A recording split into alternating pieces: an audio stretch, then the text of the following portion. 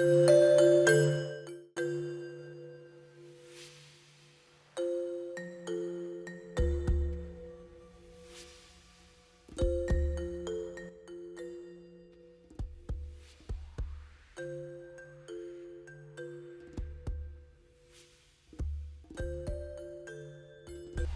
you ready for new and unfamiliar challenges around die-to-die connectivity, chiplet integration, and system reliability? Synopsys, backed by its broad experience, close ecosystem collaborations, and comprehensive IP and EDA solution, offers help for fast chiplet-based multi-die system development. Visit synopsys.com/multi-die. Hello, and welcome to the Dig Deeper Chiplets video podcast series. This session is on I/O for chiplets. And we're talking today with Toni Mastroianni with Siemens EDA. And Toni, could you give us a quick background on yourself and Siemens' involvement in the chiplet area? Sure, Ron.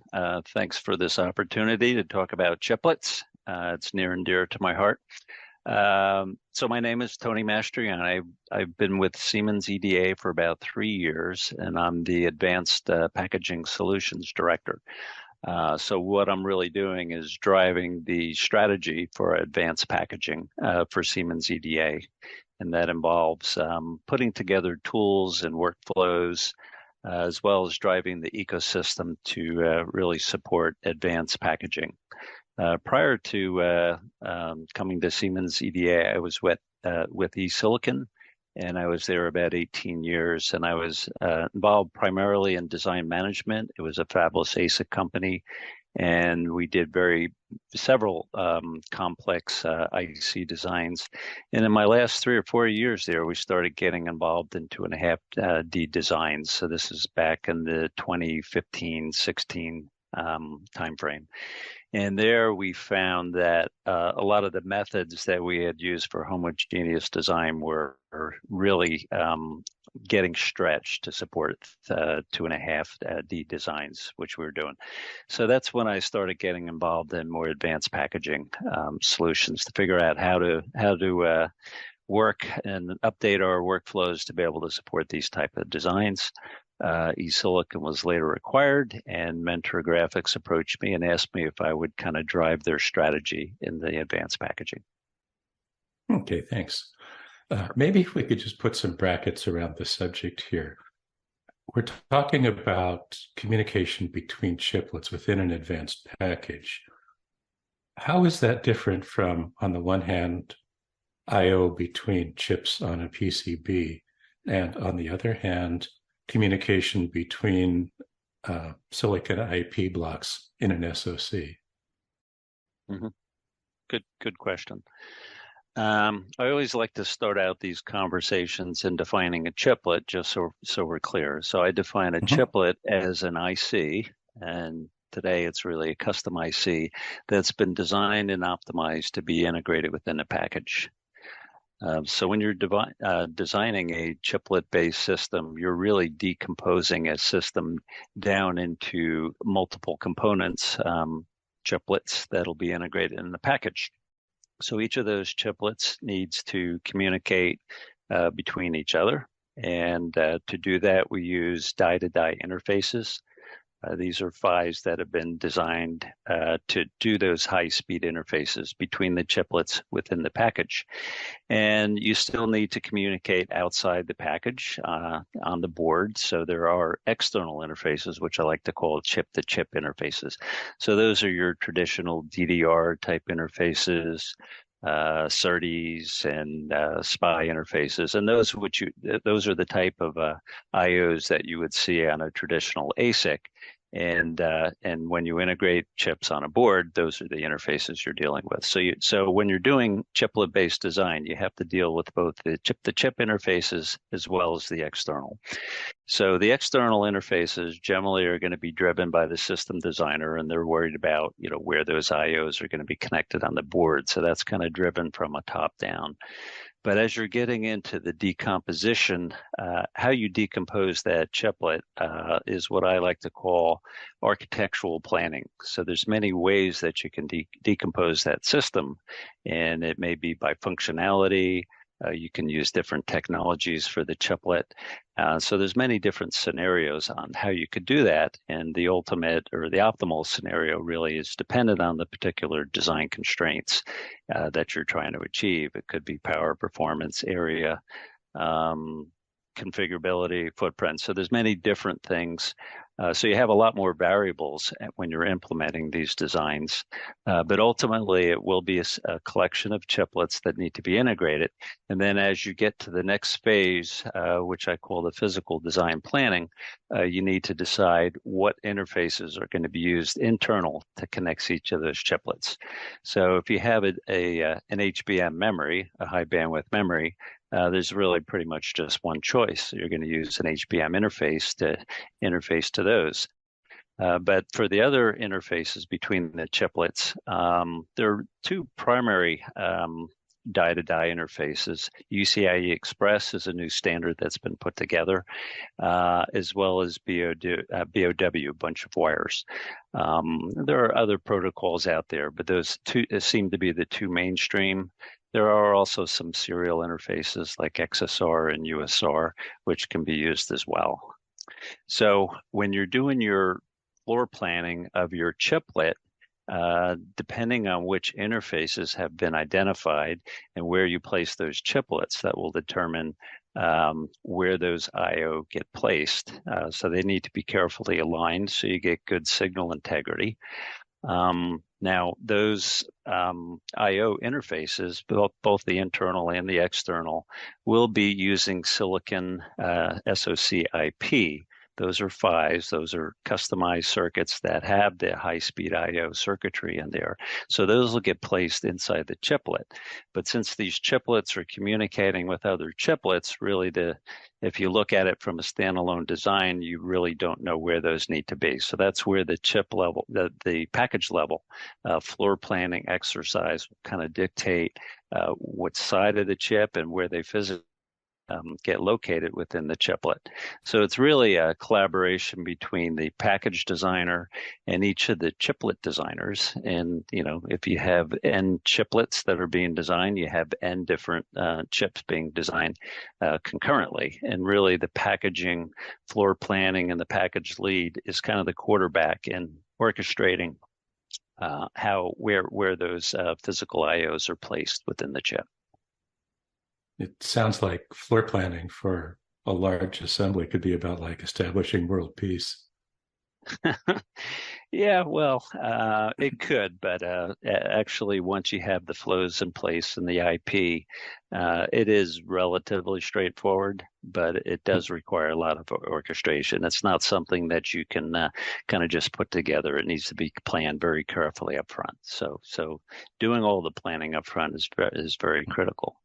And also, depending on the types of interfaces and the speed that they're running at, you also need to worry about what kind of packaging technology you're using. So that comes into play, whether or not you're doing a silicon interposer, or if you're, using an organic interposer, 2.5 or 3D. So those are all things that need to be considered.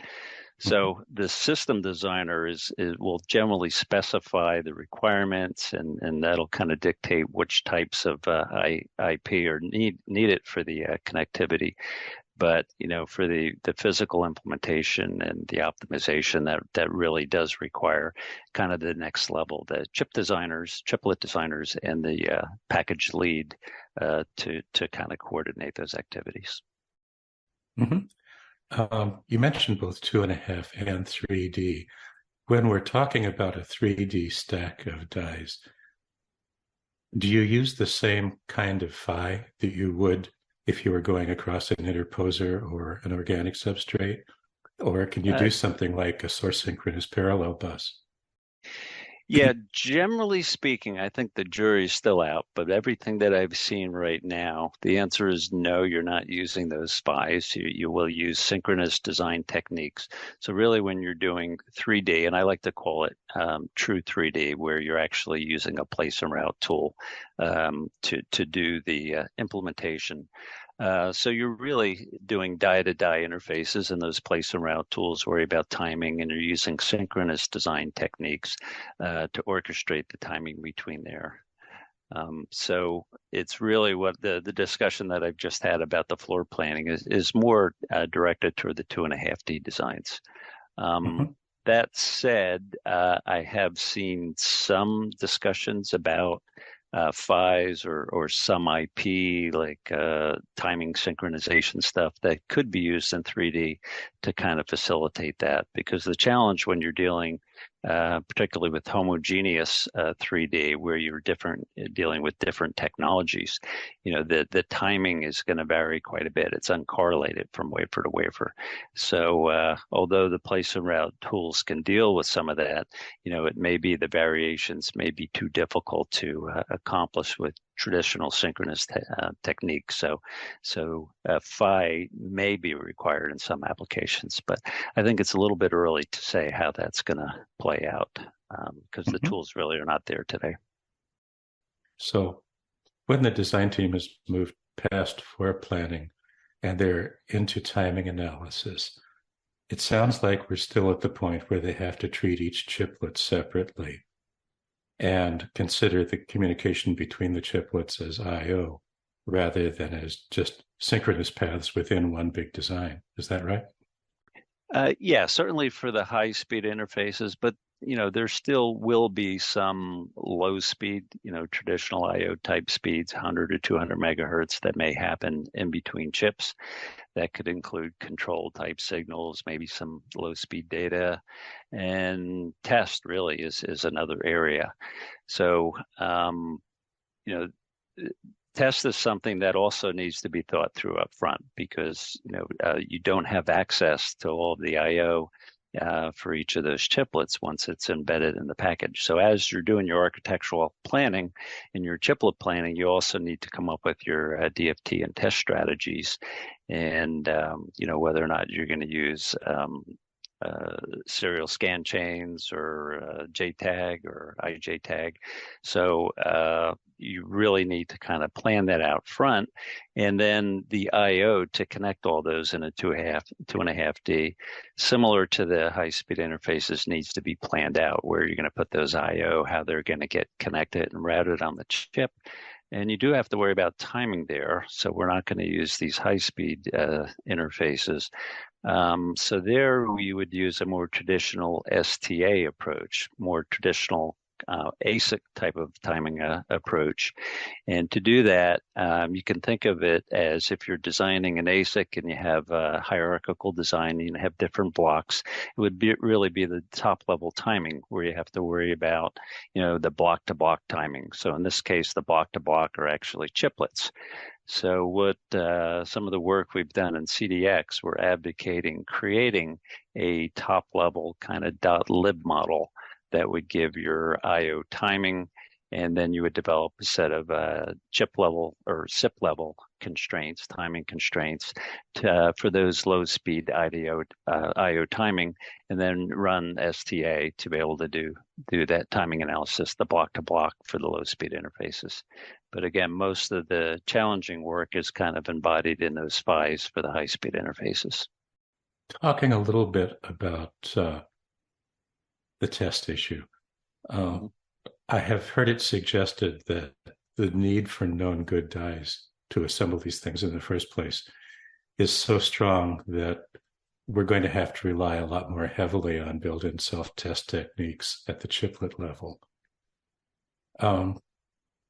Is there any consensus developing about what the test strategy should be at the multi-die assembly level, or is that still very much design dependent? Well, I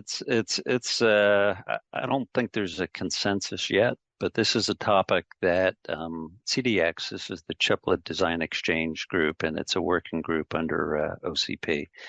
And we spent a lot of time having this discussion. And the conclusion of our discussion is known good die is necessary but not sufficient. So you don't want to, you want to be able to test the chiplets before you assemble them in a package.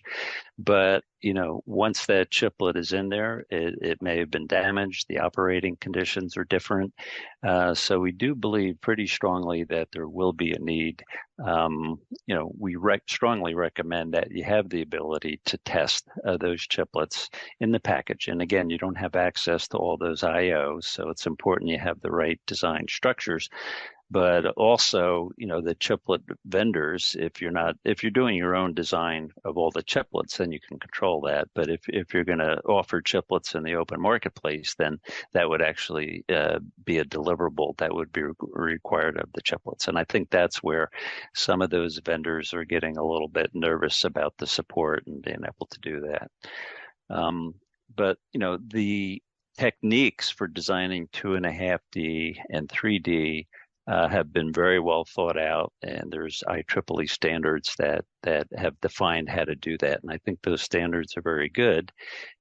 We do at Siemens, we have excellent tools with our tested products.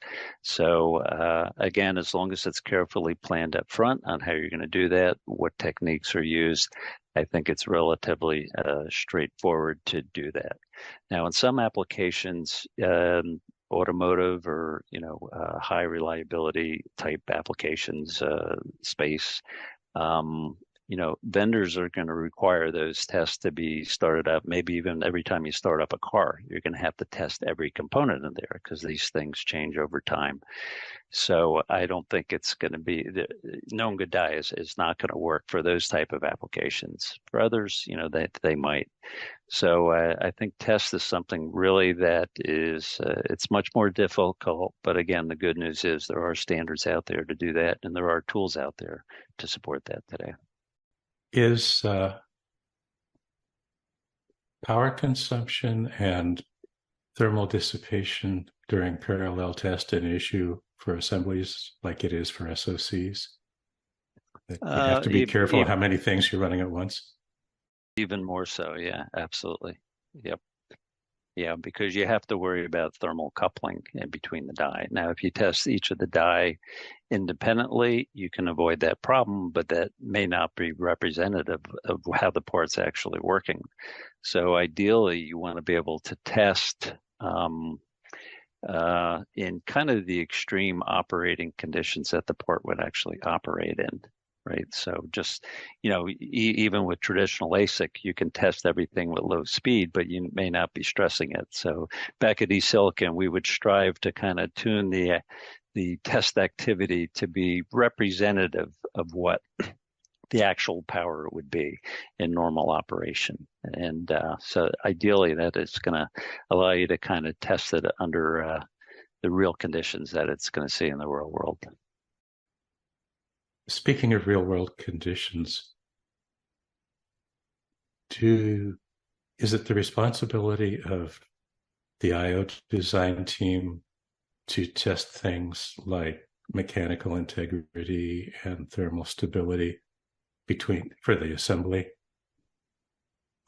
Just to make sure that at temperature extremes, the solder balls aren't going to lift or something like that. Well, ultimately, you will run reliability tests to do that, and you're going to test it. But that needs to be designed up front and simulated up front during the design process, right? Because you don't want to go through and design, a half a dozen chiplets and put the whole thing together and then put it out in the tester and find out that you've got gross thermal issues or, thermal mechanical warpage issues. So it's important that those are simulated during the process. So for power analysis, for thermal analysis, you need power. So once you have power models, you can start doing your thermal analysis. Now you need to worry about certainly the overall power dissipation and what kind of cooling system you're going to have, but you also have to worry about thermal coupling between the devices. So with 2.5D, that would be coupling through the interposer. With 3D, it's even a more difficult problem because you're stacking the die and heat rises. So simulation is extremely important. And it's also important to do it very early. And we like to call it predictive analysis, where as you're doing your architectural and physical planning, even before you start laying out these chiplets, you can come up with some power models and estimates and run some early thermal analysis. You know what the material properties are. You can have estimates of the die size and run some thermal simulation. So it's much easier at that level to either throttle back the power or maybe change the spacing or move chiplets around. In fact, at eSilicon, we did learn the hard way by not simulating. We followed some of the recommendations from the foundry on how far we needed to space the HBM memory from the ASIC in order to avoid some of those mechanical warpage issues, and we followed those. But unfortunately, we didn't do thermal simulations, and our ASIC was actually heating up the HBM memory, which has a lower temperature operating range. So we were able to get around that using some a better TIM material. But in general, it's very important to simulate that, and you want to do it as early as you can before you do layout. And the same with mechanical warpage. You know, you have to typically you need to know what your thermals are to do that, and because that affects the warpages. And you want to do those simulations before you start doing the detailed layout of the substrates and the interposers, just to make sure that you don't have to do a lot of rework. So it sounds like one of the things that's fairly new here is that these issues, electrical, thermal, mechanical, start interacting with the design clear black at the floor planning stage rather than being late in the design. Well, they should. And if you don't, you're going to end up redoing your layouts once you find the problems. In worst case, you find it out once you've tested the port in the lab, and that could be a program killer. So it's really about cost, time to market. The sooner you can do it, the more success you're going to have in getting a product out in a timely and cost-effective manner. When you talk to design teams about this, do you find that presents kind of a cultural challenge to them, or is it something they can readily adapt to? There are things that they've never even thought about, and so they're a little bit taken back. But I think they understand that there's a lot of benefits in doing these types of designs, but it doesn't come for free. So there are a lot more things you have to worry about. So they just have to get used to having the multi-physics guy in their room at the beginning. Exactly. Yep. So those are the kind of problems that we're trying to address in putting together workflows. So we have a lot of the tools. Siemens is a large company. We have different divisions that make all these tools, but they've never really had to work together. And that's really what we're focusing on, to make sure that we can integrate some of these thermal tools very early in the floor planning phase, and that's something that hasn't been done before. So it's the tools exist, but really putting together and we have to worry about the formats and getting tools that work very differently to work together, and so that's kind of what we're focusing on at Siemens. Internally, how do you deal with trying to get tools to work together that have very different user interfaces and different ways of discussing things and different naming conventions? Yeah, that's the one thing, is trying to adopt standards as much as possible. So again, this goes back to some of the initiatives that we're doing in the CDX. Okay, and historically, I think EDA vendors have tried to push their own standards, and that's how it's happened in the past. But I think this is such a large problem that we've decided that, we want to do this through an open standards body, OCP, and do this through standards. We're working on a lot of advanced government programs where the government is looking for standardized design kits. So we've got collaboration now with competitors, different EDA vendors that are working together along with the designers to try to come up with at least this for standards. So the first thing we worked on is a CDK chiplet design kit, and that's coming up with the definition of all the models that would be necessary for a chiplet in order to facilitate a design. Now we're looking at common assembly design rules. We're looking at actually material design kits and defining the XYZ placement of the 3D stack. And what we're proposing is to have a standardized format in the machine readable language to describe those types of things. So they're EDA independent. Each of the EDA vendors will need to support that. So, you're going to have to do multi-physics simulation. You do need the material properties. Historically, package designers have kind of done that, primarily just getting that information ad hoc or through PDFs.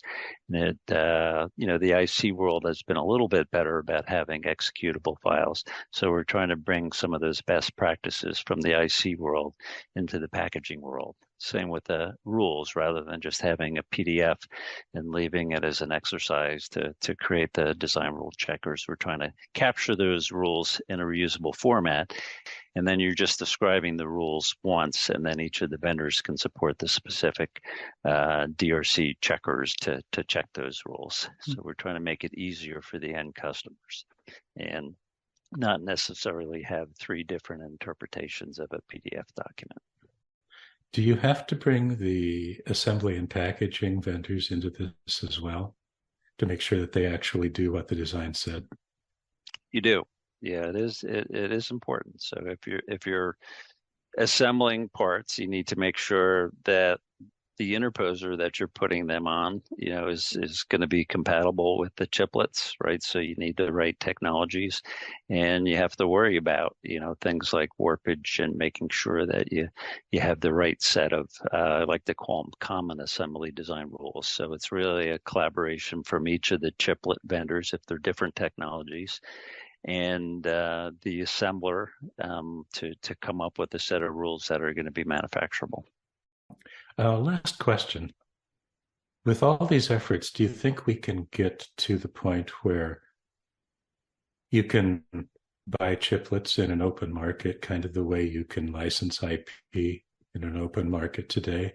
Or will this always be a much closer joint venture between the chiplet provider, the packaging provider, and the design team? Well, that pretty much is the charter of the CDX group. We're trying to facilitate an ecosystem for chiplets. So that's our goal, and we're doing everything we can to make that possible. Because today, right now, it's your AMDs, your Intels, your Google, your Facebooks. They're the only ones who can afford to do these chips. So we're hoping by standardizing on some of these best practices and having some standardized workflows that we can bring that technology to a much broader user base by having some of these standards and collaboration between the different groups. I think we covered a lot of area here. Is there something else I should have asked about? Well, we did cover a lot of area. I think another challenge probably for another topic would be how do we bridge the system designers in the system world, and how do we get them into this advanced packaging world? I mean, they're with the ability to integrate multiple chips into a package, you can build much larger systems, and that is going to require more of a systems type of approach. So I think that would be an area that's going to require a little bit more work, and those are areas that we're looking into as well. Yeah, it does sound like a fascinating area, but thank you very much for your time. This has been fascinating. Thank you, Ron. Appreciate the good questions, and it's an interesting topic, certainly. Are you ready for new and unfamiliar challenges around die-to-die connectivity, chiplet integration, and system reliability? Synopsys, backed by its broad experience, close ecosystem collaborations, and comprehensive IP and EDA solution, offers help for fast chiplet-based multi-die system development. Visit synopsys.com/multi-die.